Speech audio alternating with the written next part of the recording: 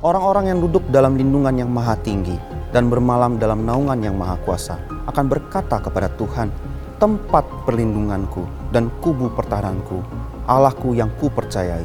Sungguh dialah yang akan melepaskan engkau dari jerat penangkap burung, dari penyakit sampar yang busuk.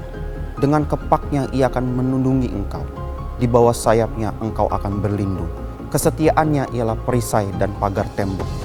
Engkau tak usah takut terhadap kedahsyatan malam, terhadap panah yang terbang di waktu siang, terhadap penyakit sampar yang berjalan di dalam gelap, terhadap penyakit menular yang mengamuk di waktu petang.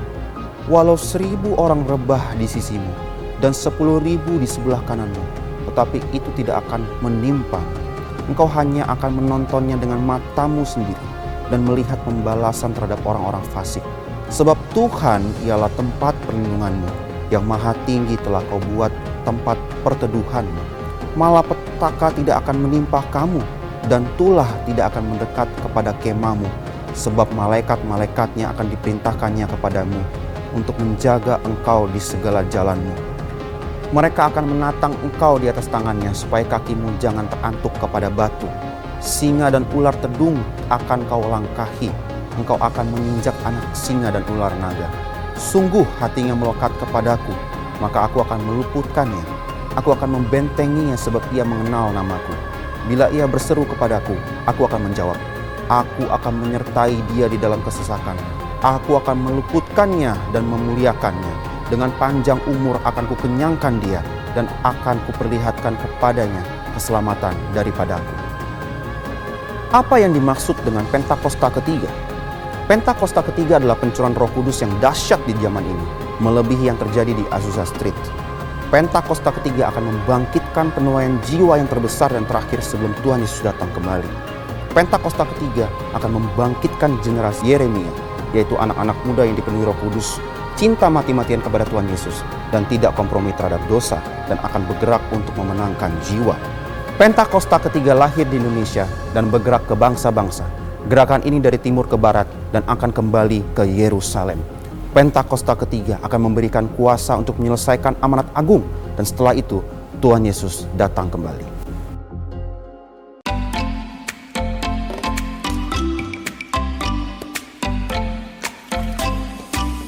Shalom GBWTC Families, apa kabar? Saya berdoa agar dimanapun saudara berada, saudara dalam kondisi yang sehat. Sebelum kita sama-sama menyaksikan ibadah pada hari ini, mari kita sama-sama saksikan WTC News untuk minggu ini. Akan diadakan kelas Personal Transformation TC01 yang dimulai pada tanggal 19 September 2021. Kelas akan dimulai pada pukul 9 pagi dan diadakan via Zoom. Untuk informasi lebih lanjut, saudara dapat scan di QR Code yang ada di layar saudara ataupun menghubungi nomor yang tertera di layar saudara. Buat saudara yang sedang mempersiapkan pernikahan saudara, telah dibuka kelas bimbingan pranikah yang akan dimulai pada tanggal 26 September 2021 pada pukul 10 sampai dengan 12 siang. Ini merupakan kelas bimbingan pranikah angkatan ke-30 dan akan diadakan selama 10 sesi. Buat saudara yang ingin informasi lebih lanjut, saudara dapat menghubungi nomor yang tertera di layar saudara, ataupun saudara dapat melakukan scan di QR Code yang ada di layar saudara. WTC Kids mengadakan open recruitment bagi saudara yang terpanggil untuk menjadi small group leader atau kakak-kakak rohani. Bagi adik-adik kita yang ada di WTC Kids, saudara dapat menghubungi nomor yang tertera di layar saudara, ataupun saudara dapat mengontak melalui Instagram dari WTC Kids di @WTCKids. Sudahkah saudara membaca Alkitab setiap hari? Mari kita sama-sama membaca Alkitab setiap hari melalui program Suka Membaca Alkitab atau SMA yang ada di GBI WTC Apps. Bahkan sekarang, sudah ada program SMA yang juga dapat dibaca untuk anak-anak yang ada di Kids loh. Mari kita semua sama-sama download GBI WTC Apps dan membaca Alkitab setiap hari. Families, yuk hidup sehat bersama HOB Mart. Kini HOB Mart ingin melayani Anda lebih optimal lagi dengan cara buka setiap hari dan jamnya juga lebih pagi. Dari hari Senin hingga hari Jumat mereka buka dari jam 7 pagi hingga pukul 5 sore. Dan dari hari Sabtu dan Minggu mereka buka dari jam 7 pagi hingga pukul 3 sore. Dan HOB Mart juga lagi ada promo untuk setiap pembelian 1 kilo ikan nila akan dapat free 1 pack selada keriting secara gratis. Yuk kita mulai hidup sehat dengan mengkonsumsi buah yang organik, sayur yang sehat, dan ikan nila segar di HOB Mart.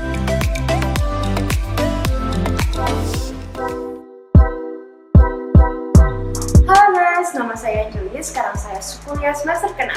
Saya tergabung di Waneti sejak saya kelas SMP kelas 1. Saya merasa sangat terberkati karena selama di Waneti ini sejak saya SMP yang awalnya saya adalah anak remaja yang insecure dan masih mencari jati diri, tapi di komunitas Waneti ini saya justru bertumbuh dan dipercayakan dalam beberapa pelayanan seperti di worship team dan kreatif team. Hingga sekarang saya menjadi pribadi yang lebih percaya diri dan sekarang saya rindu kembali memberkati dan melayani untuk generasi muda.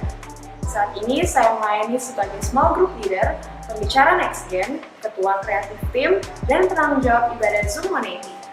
Namun di samping itu, saya juga memiliki kesibukan lain, yaitu menjadi mahasiswa yang aktif dalam organisasi seperti himpunan mahasiswa dan puji Tuhan dipercayakan sebagai ambasador kampus dan juga bekerja sebagai financial consultant. Tentunya dengan itu semua, saya belajar untuk manage waktu dengan baik. Saya percaya Tuhan dapat memakai Anda untuk menjangkau anak muda dan memuridkan generasi ini. Yuk daftarkan diri Anda menjadi small group leader Waneti. Info lebih lanjut silahkan klik link yang ada. Kami tunggu ya. God bless you.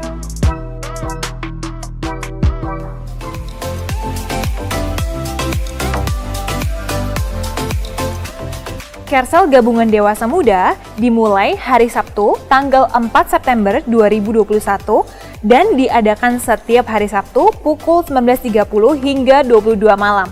Untuk ID dan password Zoom meeting serta informasi lebih lanjut, Anda dapat melihat di layar yang tertera. GBI WTC berbagi kasih nasi kotak murah masa PPKM. Hanya Rp5.000, sehari hanya melayani 100 porsi. Dari tanggal 1 sampai 30 September 2021, setiap hari Senin sampai Sabtu, pukul 11 sampai 3 sore, bertempat di Ruko Golden Boulevard Blok W1 nomor 29 BSD City. Sekarang tiba saatnya bagi kita untuk mengalihkan fokus kita kepada Tuhan. Kita sama-sama menyiapkan hati kita siapkan Alkitab kita, dan kita singkirkan segala sesuatu yang mungkin dapat mengalihkan fokus kita kepada Tuhan. Mari kita sama-sama untuk masuk ke dalam ibadah kita hari ini. Tuhan Yesus memberkati.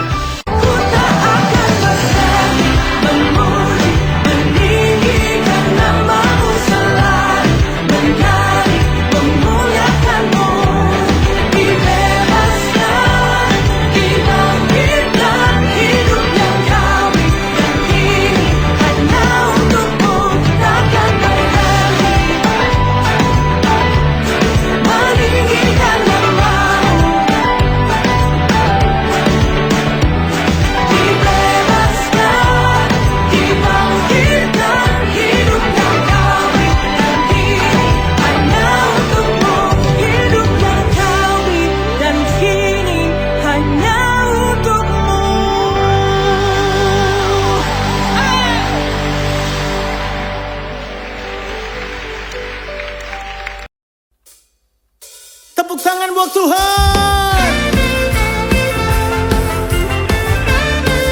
Mari setiap kita semua memuji nama Tuhan, saudara. Biar namanya ditinggikan. Sama-sama. Yesus, kau kekuatan di hidupku, takkan gentar langkahku. Amin. Kau angkat tanganku di saat ku jatuh. Kaulah sumber kuatku. Katakan lembah yang kelam tak ku lewati, sebab Engkau sertaku. Dengan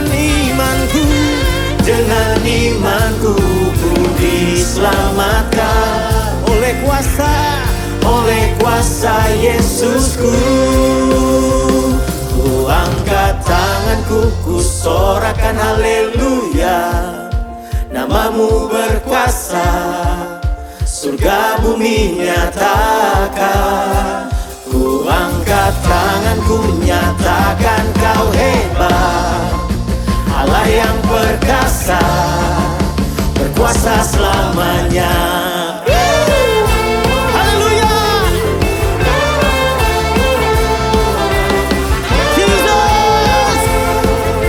Siap-siap saudara, sama-sama katakan, Yesus, kau kekuatan di hidupku. Amin.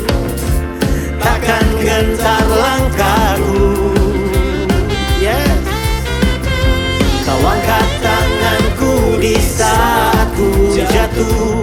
Kaulah sumber kuatku. Hey, hey. Lembah yang kelam telah ku lewati, karena ku yakin sebab Engkau sertaku. Dengan imanku ku diselamatkan, yes, oleh kuasa Yesusku. Semua ku angkat tanganku, ku sorakan haleluya. Namamu berkuasa, surga bumi nyatakan. Ku angkat tanganku, nyatakan kau hebat, Allah yang perkasa, berkuasa selamanya. Engkau Allah yang berkuasa, Tuhan. Engkau Allah yang perkasa. Haleluya. Siap-siap saudara, sama-sama. Tanganku ku sorakan haleluya. Namamu berkuasa, surga bumi nyatakan.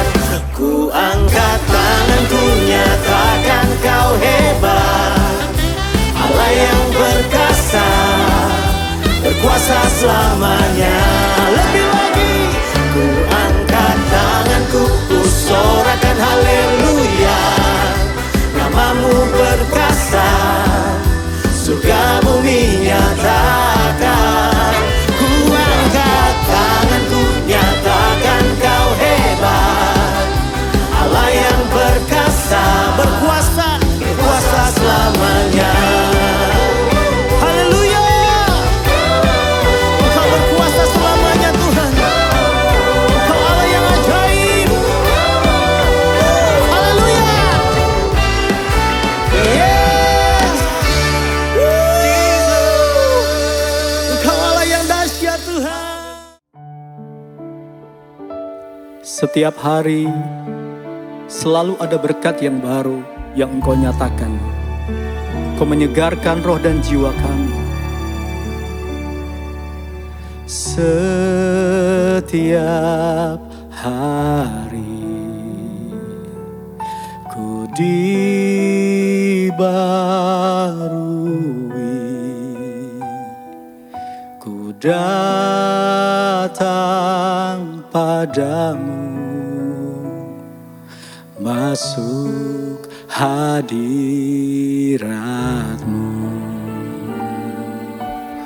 Ku di disegarkan dan dipulihkan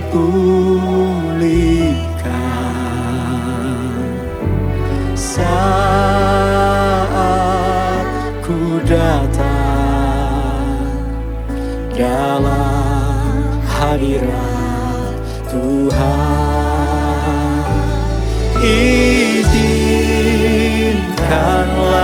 Tuhan setiap hariku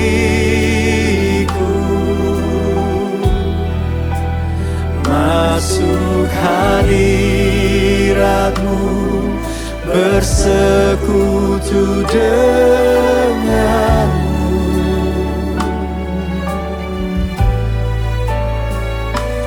Bukakanlah Tuhan, nyatakan isi hati-Mu, biar ku melakukan kehendak-Mu, Tuhan. Oh, setiap hari ku dibaharui,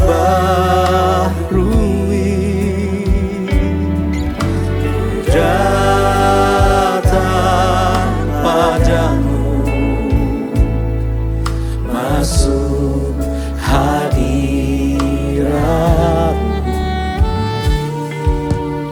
ku disegarkan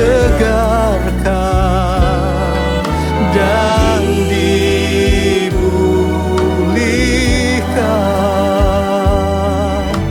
saat ku datang dalam hadirat Tuhan.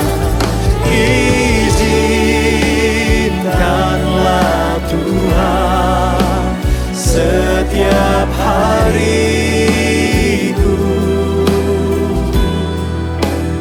masuk hadirat-Mu, bersekutu dengan-Mu. Bukakanlah, oh Tuhan, nyatakan isi hati-Mu, biar ku melakukan kehendak-Mu, Tuhan. Oh,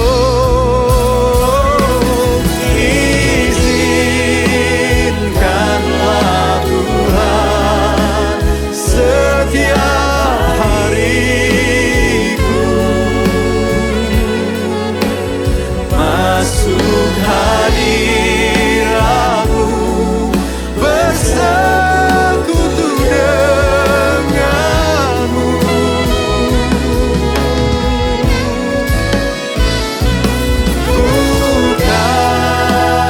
Bukakanlah Tuhan,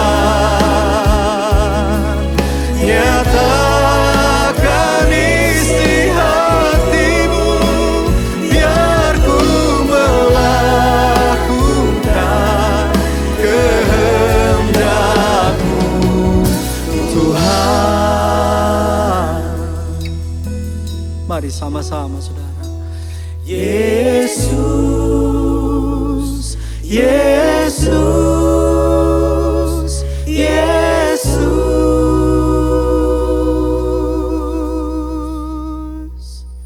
Yesus, Yesus, Yesus, oh, Yesus,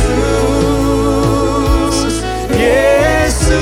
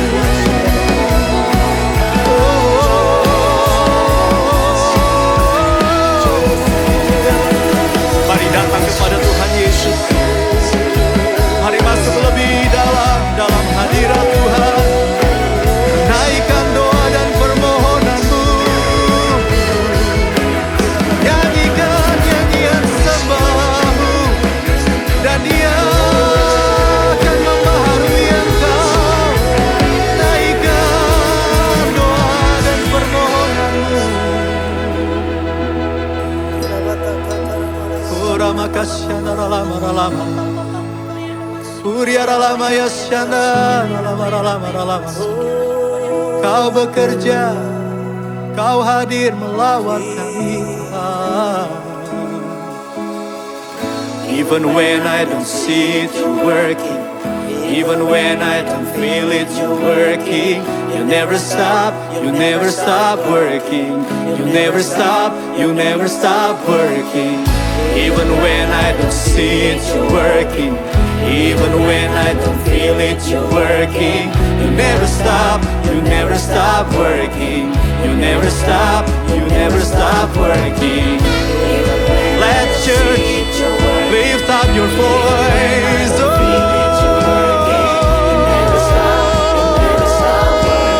Jesus, yeah.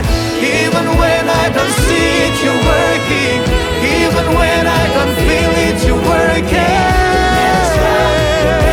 You never stop. Yes, You are. Even when I don't see it, You're working. Oh, You are waymaker, miracle worker, promise keeper. My God, that is who You are. Oh, You are waymaker, miracle worker, promise keeper.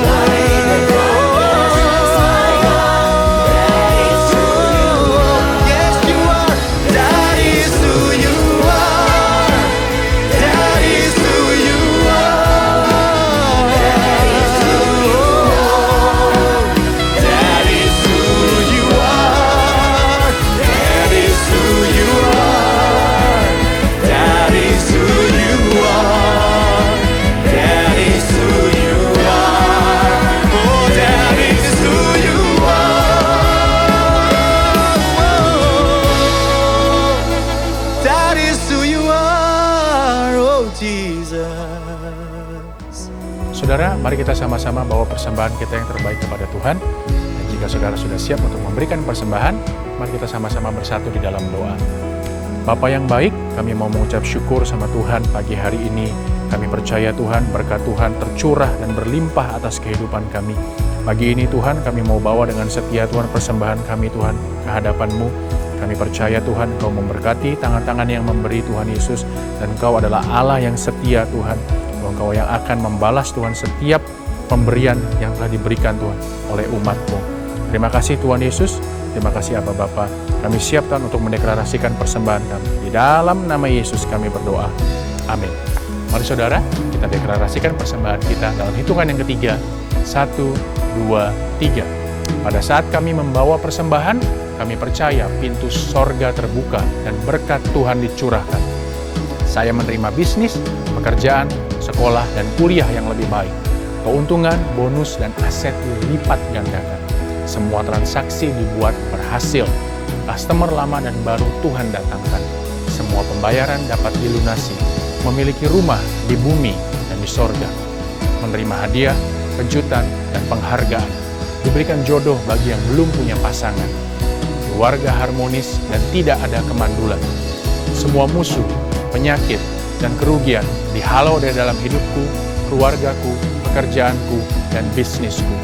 Ini adalah waktu memberi persembahan dalam nama Yesus. Haleluya. You are here, touching every heart. I worship You. I worship You.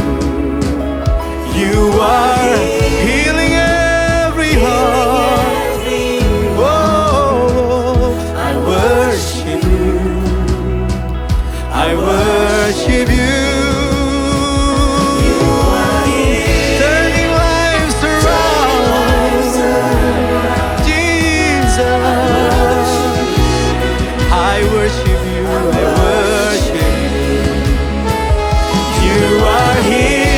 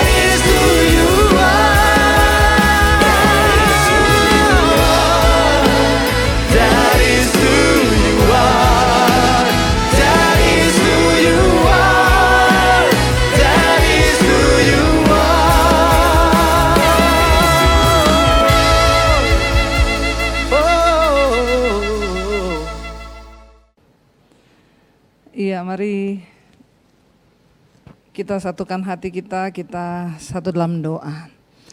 Bapak, kami mengucap syukur buat hari ini, hari yang Tuhan jadikan bagi kami. Terima kasih Bapak. Kami percaya kalau kami masih boleh ada pada hari ini semua karena anugerah Tuhan. Bahkan di masa-masa yang sulit ini Tuhan terus pelihara kami mengucap syukur. Biarlah Tuhan Engkau terus ada bagi setiap kami, terutama buat jemaat GBI WTC ini Tuhan. Berbicara bagi setiap kami, tuntun kami hari-hari ini apa yang harus kami perbuat. Biarlah kami melakukan apa yang berkenan dan apa yang Tuhan kehendaki, bukan apa yang kami kehendaki. Bahwa kami mengerti apa yang Tuhan mau hari-hari ini Bapa, supaya kami boleh memperoleh perkenanan Tuhan dalam hidup kami. Berbicara bagi umat-Mu, jemaat-Mu di GBI WTC, urapi hamba-Mu yang tidak ada apa-apa Tuhan. Sampaikan isi hati-Mu bagi setiap kami. Kami buka hati kami bagi firman-Mu di dalam nama Tuhan Yesus. Kami berdoa dan kami bersyukur, yang percaya bahwa Tuhan ada di tengah kita, memberkati kita. Mari katakan bersama saudara, amin, amin, amin. Iya, shalom Bapak Ibu yang terkasih, jemaat GBI WTC di mana saja berada. Saya percaya kita semua dalam keadaan baik, sehat dan luar biasa. Bahkan mungkin ya ada yang berkata, saya tidak baik-baik saja Ibu. Ya, karena saya mungkin baru kehilangan orang yang saya kasihi atau apapun yang kita hadapi hari-hari ini.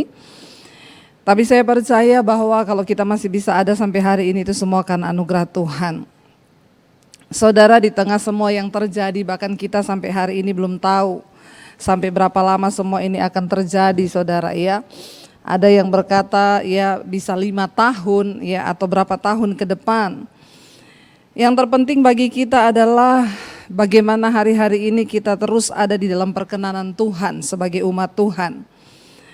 Ya, banyak yang bertanya sampai hari ini, Bu, apakah Tuhan itu masih ada? Ya, kenapa ini semua terjadi? Ya, tetapi saya mau berkata pada hari ini, ya kita harus percaya bahwa semua yang terjadi itu adalah di dalam kendali Tuhan, saudara. Ya, karena itu banyak yang bilang, ayo Bu, kenapa para pendeta tidak bersatu untuk menengking pandemi ini, menengking virus corona ini? Saya cuma mau berkata, mari kita percaya bahwa segala sesuatu yang terjadi di dunia ini adalah seizin Tuhan. Dan kita bahkan ada hal-hal dalam hidup ini yang kita nggak bisa kontrol dengan kekuatan kita, tetapi itu ada dalam kendali Tuhan. Mari kita baca dulu bersama, kita buka bersama dalam Pengkhotbah pasal yang ketiga ayat yang ke-14 saudara. Pengkhotbah pasal yang ketiga ayat 14 firman Tuhan berkata begini, aku tahu bahwa segala sesuatu yang dilakukan Allah akan tetap ada untuk selamanya, ya. Dan itu tidak dapat ditambah, ya, dan tidak dapat dikurangi. Allah berbuat demikian supaya manusia takut akan Dia. Pengkhotbah menulis, aku tahu bahwa segala sesuatu yang dilakukan Allah itu akan tetap ada untuk selamanya, ya, dan itu tidak dapat ditambah dan juga tidak dapat dikurangi. Artinya apa saudara? Di dalam hidup ini, di setiap musim hidup kita, bahkan di tahun-tahun hidup kita selama kita ada di bumi ini, ada banyak hal yang akan terjadi dan itu di luar kendali kita. Tetapi biarlah kita tahu dan percaya bahwa segala sesuatu yang terjadi di dunia ini itu ada di dalam kendali Tuhan. Karena itu ayat ini berkata bahwa aku tahu segala sesuatu yang dilakukan Allah itu akan tetap ada untuk selamanya. Dan itu tidak dapat ditambahi atau dikurangi oleh siapapun juga, ya. Ketika kita menyadari bahwa segala sesuatu sudah ditetapkan oleh Tuhan di dalam dunia ini, di dalam hidup kita, maka apa yang harus kita lakukan saudara? Ya, mari hari-hari ini kita mantapkan hati dan iman kita percaya bahwa segala sesuatu itu ada di dalam kendali Tuhan.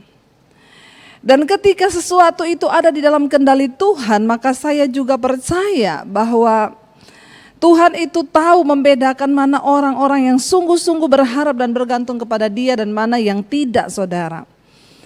Bagian kita hari-hari ini adalah percaya sungguh bahwa segala sesuatu itu Tuhan pegang kendali. Kita tidak perlu bertanya lagi kenapa ini terjadi, kenapa begini, kenapa begitu. Jangan seperti orang-orang di dalam gelap yang tidak pernah tahu apa yang sedang terjadi.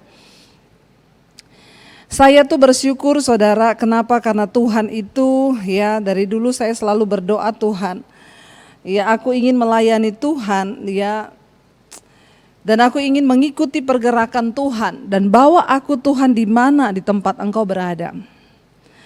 Saya percaya masa pandemi ini telah membuka mata kita ya baik dari hamba Tuhan, gereja Tuhan, bahkan jemaat Tuhan.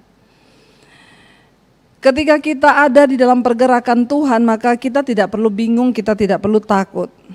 Ya, bahkan kita ingat saudara beberapa waktu yang lalu, ya dari gembala senior itu, ya kita ingat bersama itu adalah tahun dimensi yang baru. Ketika saya juga bahkan pernah menyampaikan firman di tempat ini tentang dimensi yang baru itu seperti apa. Saya ingat pada waktu itu saya berkata ketika kita mau dibawa masuk dalam dimensi yang baru atau dimensinya Tuhan, maka kita harus mempersiapkan hidup. Ya, kenapa saudara? Karena memasuki dimensi Tuhan itu bukan sesuatu yang seperti kita bayangkan. Karena ada begitu banyak orang Kristen yang selalu mengkonotasikan tentang Tuhan dan dimensi Tuhan itu dengan hal-hal yang enak bagi daging kita. Kita berpikir ketika memasuki dimensinya Tuhan itu adalah masalah kita selesai, kita melihat mujizat, kita melihat pembelaan Tuhan, kita melihat sesuatu yang mengenakkan. Tetapi kita lupa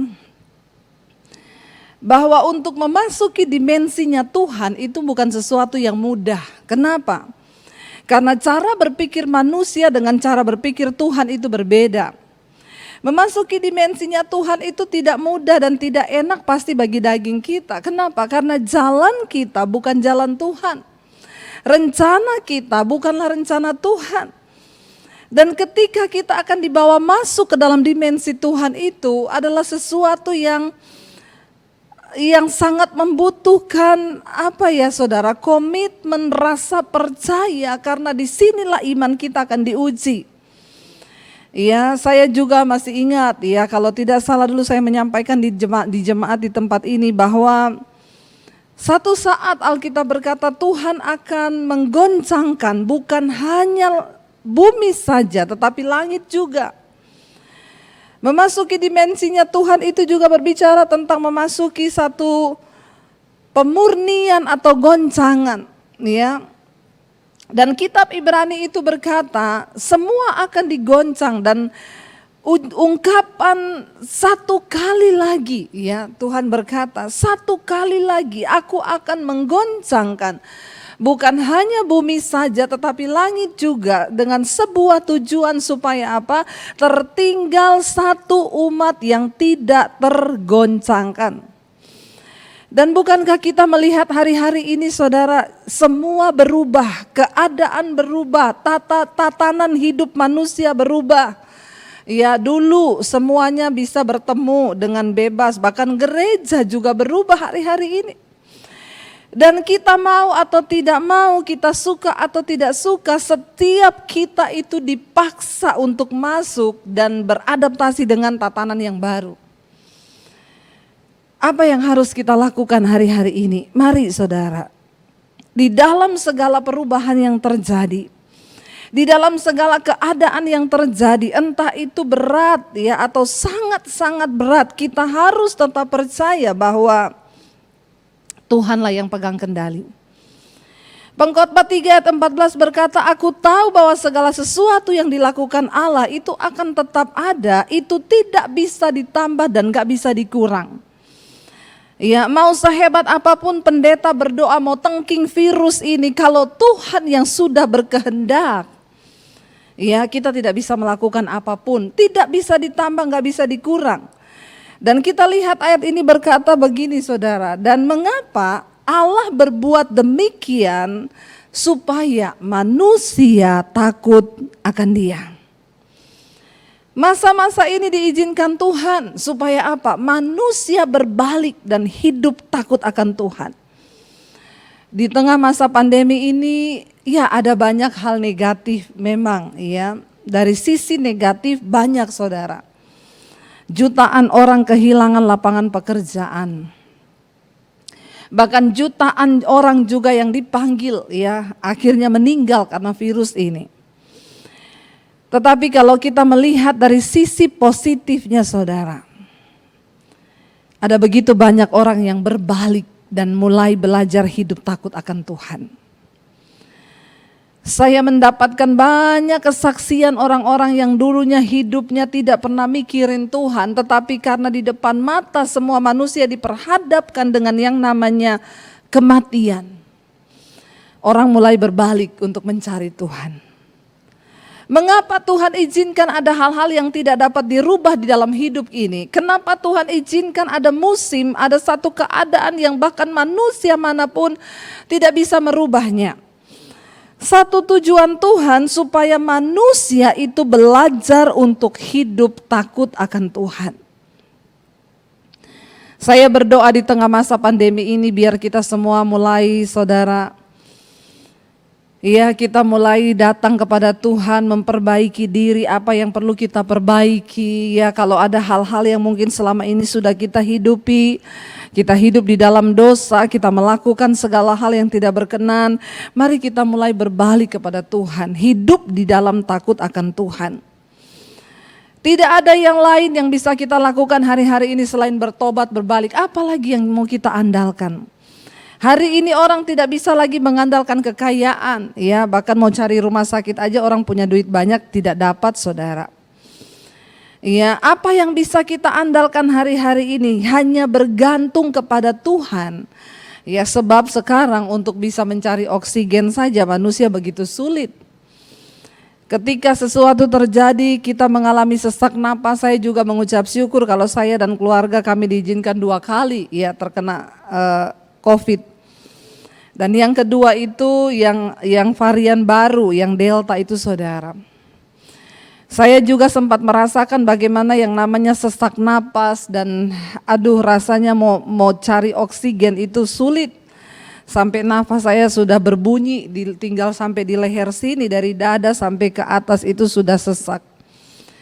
Hari itu yang terbayang di benak saya hanyalah kematian di depan saya. Tapi saya berusaha untuk berkata, meyakinkan diri saya berkata, Tuhan, saya tahu kalau belum saatnya saya mati, maka tidak ada satupun yang bisa mengambil nyawa saya termasuk corona. Tapi kalau sudah waktunya saya mati Tuhan, berarti tugas saya sudah selesai. Saya menyerahkan roh, jiwa dan tubuhku ke dalam tangan Tuhan. Tidak ada yang bisa mengubah itu. Bahkan sebagai seorang hamba Tuhan pun saya tidak berusaha menengking. Kenapa? Karena di depan mata saya melihat kakak ipar saya itu masih muda, umur 48 tahun.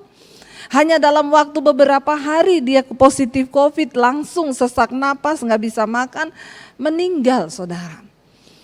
Ada begitu banyak orang yang datang menelpon dan bersaksi bagaimana begitu cepat orang-orang yang dikasihi itu dipanggil. Bahkan rasanya ketika kematian ada di depan kita, ya saya bahkan hari itu diintimidasi, apalagi lihat keadaan suami yang sudah pucat, dia gak bisa makan, muntah terus. Ya saat itu pun saya sebagai hamba Tuhan, saya pun sudah tidak bisa menengking atau mengatakan apa-apa. Saya cuma berserah dan berkata, Tuhan, Engkau yang pegang kendali atas hidup kami. Kalau belum waktunya suami saya mati, dia tidak akan mati. Iblis datang mengintimidasi saya, kakak iparmu masih muda mati, sebentar lagi suamimu juga mati. Begitu banyak ketakutan, tetapi saya berusaha tenang dengan firman berkata, Tuhan yang pegang kendali. Kalau hari ini saya harus sembuh, iblis bahkan tidak bisa mengubah keadaan itu. Tapi kalau hari ini saya pun juga harus mati, tidak ada orang yang bisa mengubah keadaan itu, Tuhan yang pegang kendali. Karena itu bagi saudara yang mungkin hari-hari ini sudah kehilangan orang-orang yang dicintai, jangan terlalu merasa bersalah. Ada banyak orang yang merasa bersalah datang kepada saya, seorang ibu berkata, Bu Debbie, saya merasa berdosa Bu. Suami saya kena COVID, saya tidak bawa dia ke rumah sakit Bu. Dan akhirnya dia meninggal di rumah. Coba kalau saat itu saya berusaha mencarikan dia rumah sakit, mungkin dia tidak mati. Saya cuma bilang, Ibu, ya sudah waktunya dia mati.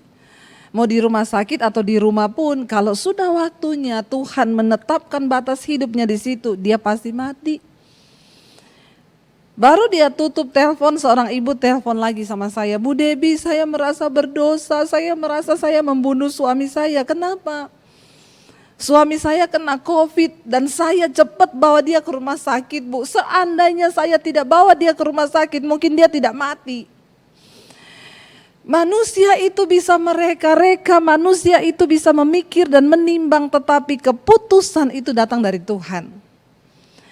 Dengan jelas ayat ini berkata, kita tahu bahwa segala sesuatu yang sudah Tuhan tetapkan itu tidak bisa ditambah dan tidak bisa dikurang. Ya, supaya apa? Allah berbuat demikian agar kita ini hidup takut akan Tuhan. Mari kita punya rasa takut akan Tuhan, saudara. Menjauhi dosa hari-hari ini, bertobat kembali kepada jalannya. Kalau ada di antara saudara yang masih selingkuh, berzina, homoseksual, lesbian, saudara hidup dengan kepahitan, kekecewaan, buang semua itu. Mumpung Tuhan masih kasih kita waktu untuk memperbaiki diri, karena ketika hari itu datang bahkan tidak ada seorang pun bisa mengubah satupun keadaan kita. Hari-hari ini kalau kita bicara tentang kematian, saudara jangan terlalu takut berlebihan dengan yang namanya corona. Jangan lupa kalau sudah waktunya mati, tidak usah tunggu kena corona, kepleset di kamar mandi juga bisa mati. Lalu apa yang harus kita lakukan di hari-hari ini agar iman kita semakin dibangunkan, agar kita ini tidak ketakutan berlebihan? Mari kita lihat Kolose 1 ayat 23, firman Tuhan berkata begini. Kolose pasal yang pertama ayat 23, firman Tuhan berkata, sebab itu kamu harus bertekun dalam iman, ya. Tetap teguh dan tidak bergoncang, dan jangan mau digeser dari pengharapan Injil yang telah kamu dengar dan yang telah dikabarkan di seluruh alam di bawah langit.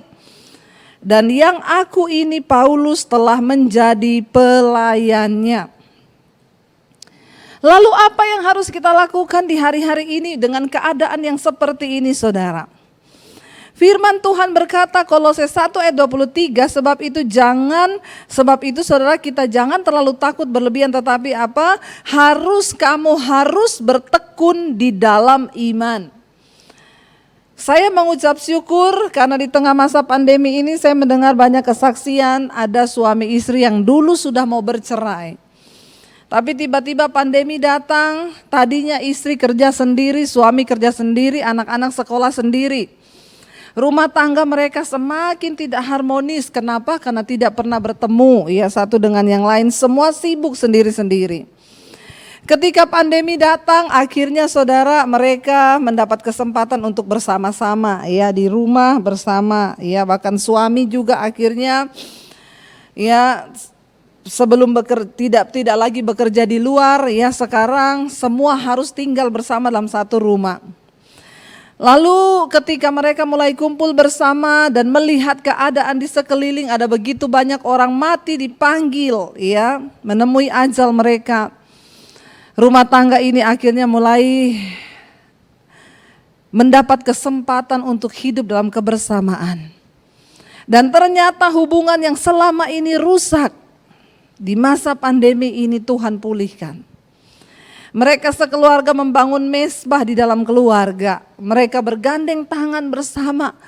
Saya mendengarkan kesaksian mereka berkata, Ibu, hari ini kami sangat bersuka cita karena kami menemukan kembali keluarga kami yang dulu hampir sudah diambang perceraian. Sekarang suami saya bertobat, saya juga sekarang menjadi istri yang takut akan Tuhan dan tunduk kepada suami. Anak-anak sekarang juga kami bangun mesbah bersama. Rumah tangga kami dipulihkan. Bahkan ibu ini berkata, saya sangat bersyukur Bu, dengan adanya pandemi ini kami melihat rumah tangga kami dipulihkan Tuhan. Saudara, kita harus bertekun di dalam iman hari-hari ini. Dulu orang tidak peduli dengan iman. Cuma hari Minggu ke gereja, kita berpikir kalau hari Minggu kita ke gereja itu sudah menyenangkan Tuhan. Tetapi dengan adanya tantangan di depan kita, bahkan ketika kita melihat kematian yang begitu luar biasa di sekeliling kita, mau atau tidak mau orang mulai memikirkan bagaimana ketika satu saat dia akan menghadapi yang namanya kematian. Dan dengan kata lain, akhirnya setiap orang mulai membangun kembali iman di dalam diri, karena tidak ada yang bisa menyelamatkan. Ya, karena itu firman Tuhan berkata hari-hari ini mari kita bertekun di dalam iman kita. Dan yang kedua, tetap teguh, ya, tetap teguh di dalam iman. Jangan mau digoncangkan, saudara. Ayat di dalam kitab Ibrani yang berkata bahwa satu kali lagi Tuhan akan menggoncangkan bukan hanya langit, tetapi bukan hanya bumi tapi langit juga, supaya tertinggal satu umat yang tidak tergoncang.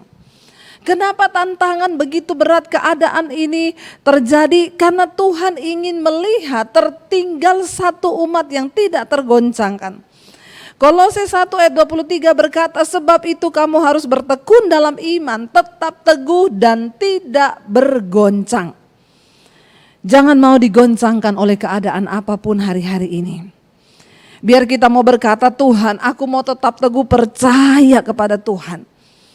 Ya, bahkan ketika kematian mungkin di depanku, kita bisa berkata, bagiku hidup adalah Kristus, mati adalah sebuah keuntungan di dalam Kristus. Jangan mau digoncangkan, saudara, imanmu. Tetap teguh percaya, tetap teguh menaruh harapan kepada Tuhan hari-hari ini. Kita tidak punya banyak pilihan. Ya, kalau kita belajar melihat orang-orang yang tidak tergoncangkan itu di dalam Alkitab, ya, di dalam kitab Daniel khususnya, bagaimana ketika ya Daniel di depan matanya ada kematian ketika dia disuruh memilih ya untuk berdoa menyembah kepada raja atau kepada Allahnya.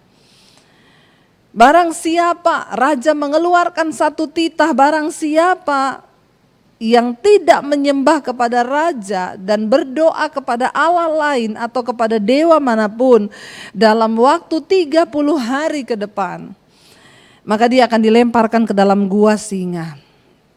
Dan Alkitab berkata, ketika Daniel mendengar bahwa raja mengeluarkan maklumat itu, apa yang dilakukan oleh Daniel? Dia naik ke kamar atasnya di loteng.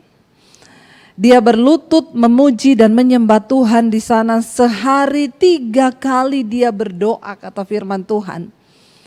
Dan itu dia lakukan seperti yang sebelum-sebelumnya yang dia lakukan, sehari 3 kali dia berdoa kepada Allahnya. Orang-orang yang tidak tergoncang adalah orang-orang yang percaya bahwa Tuhan itu turut bekerja dalam segala sesuatu untuk mendatangkan kebaikan. Ketika bahkan kematian ada di depan matanya, saudara, Daniel tahu dengan jelas bahwa ketika raja sudah mengeluarkan maklumat seperti itu, pada zaman itu tidak ada satu orang pun yang bisa membantah atau mengubah keputusan raja itu. Mati berarti mati. Daniel memiliki sebuah keyakinan bahwa dia memiliki Tuhan yang hidup, yang dia sembah itu Tuhan yang berkuasa. Tetapi seringkali kita manusia, ya kita juga sama sih punya anggapan aku menyembah Tuhan yang hidup. Lalu kita mulai berdoa, Tuhan kalau begitu Tuhan engkau jamah hati raja untuk mengubah keputusan itu Tuhan. Ya, apakah Daniel meminta seperti itu? Orang-orang yang sungguh-sungguh menaruh iman dan harap kepada Tuhan, yang tidak tergoncang imannya. Mereka bahkan tidak peduli apakah mereka ditolong atau tidak oleh Tuhan. Ketika Sadrak, Mesak dan Abednego juga akan dimasukkan ke dalam dapur api yang menyala-nyala, mereka berkata kepada Raja Nebukadnezar apa? Sekalipun Allah yang kami sembah tidak menolong kami dan tidak mengeluarkan kami dari dalam dapur api ini, kami tidak akan pernah menyembah selain daripada Allah kami. Itulah iman orang yang tidak tergoncangkan, saudara. Daniel tetap berdoa melakukan seperti yang dia lakukan, menaruh iman, terus membangun iman, tekun, tetap teguh dan tidak tergoncang. Apakah Daniel akhirnya bebas dari gua singa? Tidak. Apakah raja akhirnya mengubah keputusan atau maklumatnya? Juga tidak. Daniel tetap ditangkap dan dilemparkan ke dalam gua singa yang di dalamnya ada singa. Tapi cara kerja Tuhan seringkali tidak seperti dengan cara kerja kita manusia. Daniel tetap masuk di dalam gua singa. Sadrak, Mesak, dan Abednego tetap masuk dalam dapur api yang menyala. Tuhan tidak mengubah dapur apinya, Tuhan tidak mengubah hati rajanya, tetapi Tuhan bekerja dengan luar biasa. Dia mengubah Sadrak, Mesak, dan Abednego, tubuh mereka dirubah dalam tubuh kemuliaan dan tidak tersentuh oleh api sedikit pun. Saudara, ketika Daniel juga dilempar ke dalam gua singa, Alkitab nggak mencatat singa itu mati, enggak, singanya tetap hidup. Tapi Tuhan membuat singa itu tidak bernafsu untuk makan Daniel, saudara. Tapi Daniel tetap masuk di dalam gua itu. Dengan kata lain, sebagai orang percaya hari-hari ini, kita nggak usah terlalu banyak mengatur Tuhan dengan cara kita. Tuhan, kalau bisa begini. Mari kita menjadi orang-orang yang teguh di dalam iman kita, yang tidak tergoncang, dan sudahlah apa yang terjadi itu urusan Tuhan. Bagianku adalah mempercayai Tuhan tanpa syarat. Sehingga Daniel tetap masuk ke dalam gua singa, tapi singanya tidak makan Daniel. Dan Sadrak, Mesak, Abednego tetap masuk ke dalam dapur api, tetapi tubuh mereka tidak tersentuh oleh api. Itu Tuhan, saudara. Dengan kata lain apa, saudara? Jangan pernah mengatur Tuhan dengan cara berpikir kita. Mungkin waktu itu Daniel akan berpikir, pasti Tuhan rubah hati raja untuk tidak menghukum aku. Secara manusia mungkin kita akan berpikir seperti itu, tapi tidak. Daniel tetap percaya. Ya, kita juga hari-hari ini mari kita mau tetapkan di hati kita dengan teguh, kita mau berkata, Tuhan, apapun keadaan yang harus kami hadapi hari-hari ini. Mungkin aku sudah kehilangan suami, aku sudah kehilangan istri, anak, orang yang aku kasihi di tengah masa ini. Tapi aku mau tetap percaya, Tuhanlah yang pegang kendali. Bagiku hidup adalah Kristus, mati adalah sebuah keuntungan. Saudara, ya, karena kita tidak punya pilihan, maka pilihlah untuk menetapkan iman kepada Tuhan hari-hari ini. Kita sedang ada di hari-hari yang sulit, masa-masa yang sukar, kata firman Tuhan. Dan akhir zaman semua akan diuji. Firman Tuhan berkata, hari Tuhanlah yang akan menguji iman kita. Jangan mau digoncang, harus bertekun dalam iman, tetap teguh dan jangan mau digoncang. Bahkan ayat ini berkata, jangan mau digeser dari pengharapan Injil. Taruh pengharapan kita terus kepada Injil, taruh pengharapan kita kepada Kristus. Dan jangan mau digeser oleh keadaan apapun, jangan mau digeser. Bukankah hari-hari ini ada banyak hal yang mencoba menggeser kepercayaan dan iman kita kepada Tuhan? Tetapi firman Tuhan berkata Injil itu adalah kabar keselamatan. Mari hari-hari ini kita mau tetap teguh berdiri dan berkata, Tuhan, kami percaya Tuhan. Hanya di dalam Engkau itu ada keselamatan. Kami tidak perlu takut dengan apapun yang terjadi. Seperti Daniel, Sadrak, Mesak, dan Abednego yang memiliki iman yang tidak tergoncang kepada Tuhan. Bahkan mati di depan mata pun akan kami jalani bersama dengan Tuhan. Saya dari awal pandemi, saudara, di saat semua ketakutan, apakah saya juga takut? Sebagai manusia tidak ada seorang yang namanya tidak takut. Tapi saya juga berkata di dalam hati dari awal pandemi dulu, saya bilang, Tuhan, kalau satu saat mungkin Tuhan izinkan saya atau keluarga kami ada yang terkena virus ini.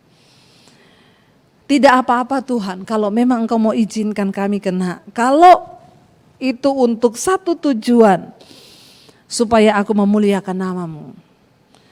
Dan benar di November tahun lalu kami sekeluarga kena, ya, dan bulan Juni yang kemarin juga kami kena lagi. Ya, tetapi dari situ saya melihat bahwa ya sekali lagi hidup mati kita bukan di tangan corona, saudara. Di masa-masa ini kita harus meneguhkan hati dan iman kita. Saya melihat banyak orang hari ini gagal fokus. Mereka cuma takut dengan virus. Mereka ketakutan berlebihan. Mereka pikir kematian itu datang karena virus. tolong ya jangan dirubah fokus hidup kita. Mati dan hidup kita itu ada di tangan Tuhan, bukan di tangan corona. Kalaupun ada orang yang mati karena corona, itu memang sudah waktunya dia mati karena corona. Tapi jangan digeserkan iman percaya kita, saudara, seolah-olah kalau kena corona itu pasti mati. Ya, apalagi ada iklan yang berkata harus vaksin. Vaksin harga mati, tidak divaksin pasti mati. Waduh saudara ya. Hati-hati saudara dengan slogan-slogan yang seolah-olah mau menggantikan posisi Tuhan dalam hidup kita hari-hari ini. Kita harus berjaga-jaga, prokes kita harus tetap ikuti. Tetapi jangan sampai imanmu digeser dan engkau begitu ketakutan berpikir bahwa kalau kena corona itu udah pasti mati. Apa yang harus kita lakukan hari ini? Toh semua tidak bisa dirubah. Enggak ada satupun manusia yang bisa mengubah keadaan ini. Bagian kita menaruh iman percaya kepada Tuhan. Kalau belum saatnya mati, kita tidak akan mati. Tapi kalau sudah waktunya, mari kita persiapkan hidup. Karena bagiku hidup adalah Kristus, mati itu untung. Makanya Rasul Paulus berkata, aku bingung pilih yang mana. Karena bagiku hidup adalah Kristus, mati juga adalah Kristus. Jadi dia bingung pilih yang mana. Karena baik hidupku maupun matiku adalah dua-duanya Kristus. Ketika kita sudah mencapai level iman di sini, meneguhkan iman kepada Tuhan dan tidak lagi digoncangkan iman kita. Kita jadi orang-orang yang merdeka di dalam hidup ini karena tidak ada satupun ketakutan yang bisa menghinggapi kita lagi saudara. Ya dulu ya mungkin kita hanya slogan bisa berkata ayat ini, bagiku hidup adalah Kristus, mati adalah keuntungan. Tapi hari-hari ini saya semakin tahu ya benar saudara, karena kematian itu saya melihat orang-orang yang di sekeliling kita bahkan keluarga yang dipanggil Tuhan begitu cepat. Hanya dalam waktu beberapa hari mereka dipanggil Tuhan meninggal karena virus ini. Tapi di sisi yang lain saya juga bersyukur. Kenapa saudara? Di tengah masa pandemi ini begitu banyak orang mati itu sebelum mereka meninggal. Mereka dapat kesempatan untuk bertobat. Karena ketika orang itu sudah mulai berasa badannya ya sudah tidak berdaya. Dia mulai sesak napas. Saya mendengar banyak kesaksian. Ya bahkan kakak ipar saya terakhir sebelum meninggal ya dia sempat ngomong ke istrinya, ya saya sudah berserah kepada Tuhan karena saya sudah tidak kuat lagi. Ya doakan aku ya kalau memang sudah waktunya Tuhan panggil ya aku berserah kepada Tuhan. Di masa pandemi ini ada begitu banyak orang dipanggil mereka berserah kepada Tuhan.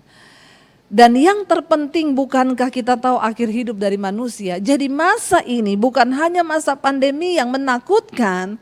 Tapi mari kita melihat dari cara pandangnya Tuhan. Ini adalah masa kasih karunia. Karena banyak orang meninggal itu diselamatkan. Banyak orang meninggal mereka sempat bertobat di rumah sakit. Sekalipun mereka sudah sesak napas tapi pikiran mereka itu masih berjalan. Mereka masih bisa melakukan pemberesan. Bahkan ada seorang ibu yang menelpon saya, dia bilang, Bu, suami saya dipanggil Tuhan karena COVID. Saya ingat sebelum dia meninggal Bu, ya dia berpesan, pokoknya jangan pernah berhenti bangun mezbah. Dengarkan firman, memuji menyembah Tuhan. Aku menyerahkan hidupku kepada Tuhan. Ingat, dia bilang, kita selalu dengerin khotbahnya Ibu Debbie, firman Tuhan berkata, mati itu adalah untung.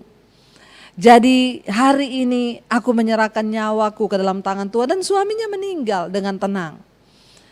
Bukankah ini goal dari setiap iman percaya kita kepada Tuhan? Bahwa tidak ada satupun dari kita lagi yang takut menghadapi kematian saudara. Ingat, hidup kita yang sesungguhnya bukanlah di dunia ini. Tapi ada kehidupan yang sesungguhnya. Tuhan berkata di bumi ini kita hanya perantau. Karena itu saya mau ingatkan saudara, kalau hari ini engkau masih hidup di dalam dosa. Kalau hari ini engkau masih nyaman dengan perselingkuhan, kenajisan, dengan kepahitan, kekecewaan, amarah. Dengan segala hal engkau masih sibuk berburu hal-hal duniawi. Engkau masih memiliki mimpi mencapai kekayaan yang besar dan segala macam itu yang membuat engkau jauh dari Tuhan. Maka hari ini bertobat saudara. Firman ini berkata, mari kita kembali kepada Tuhan. Tuhan mengizinkan semua ini terjadi supaya apa? Manusia itu belajar hidup takut akan Allah. Ketika kita hidup takut akan Tuhan, maka kita bisa berkata, Tuhan kapanpun Engkau panggil kami siap. Saudara, ya persiapkan hidup kita hari-hari ini. Bahkan masa yang ke depan tidak akan semakin membaik. Karena Alkitab berkata, di akhir zaman memang akan datang masa yang sukar. Kita bahkan tidak pernah tahu apa yang akan terjadi setahun ke depan. Kita tidak pernah tahu apa yang akan terjadi 2 tahun ke depan. Kita sudah ada di masa-masa yang terakhir hari-hari ini. Mari kita terus meneguhkan iman kita kepada Tuhan. Tetapi kita tetap percaya bahwa orang yang sungguh-sungguh mengandalkan Tuhan, kita sangat-sangat yakin firman Tuhan berkata, Dia Allah yang bertanggung jawab bahkan sampai pada hidup kita, sampai pada kekekalan. Mari kita tundukkan kepala sama-sama, kita mau satukan hati, kita berdoa. Terima kasih Bapa, kami tahu apa yang sudah Tuhan izinkan terjadi di dunia ini tidak bisa dikurangi atau ditambahi oleh siapapun.